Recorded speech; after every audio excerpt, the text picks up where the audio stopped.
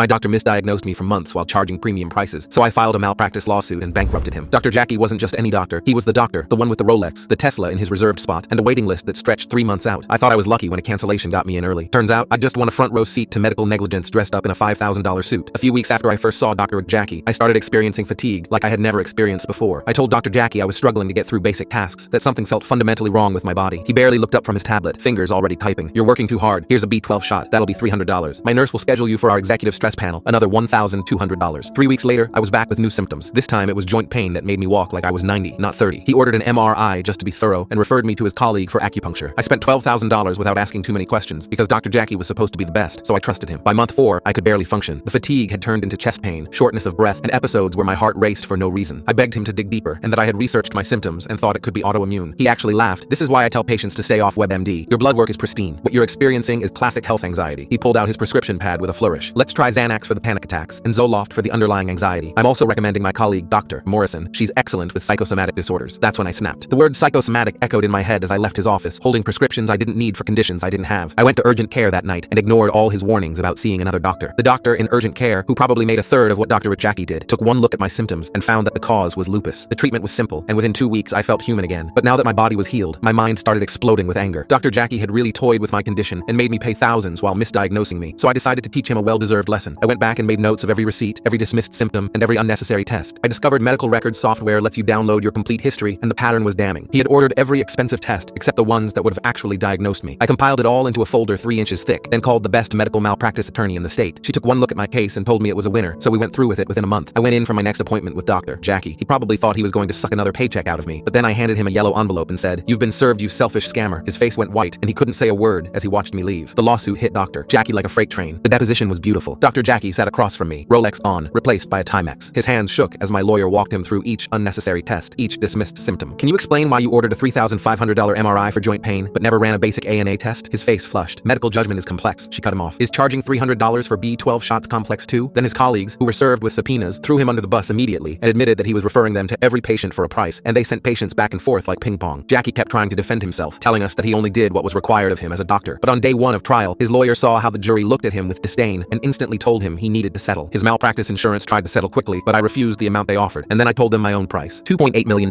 in damages, as well as reporting Dr. Jackie to the medical board. His face went red, and he tried to scream, but his lawyer physically held him down and said yes to the terms. Within 6 months, I was paid the full amount, and Dr. Jackie's office was shut down. While the settlement was supposed to be private, I sent his wife a small letter explaining how morally twisted her husband was. She divorced him and took his Tesla. Last I heard, he moved back in with his mother and worked night shifts at an urgent care clinic, which is good because I know the nurses there will keep him in line.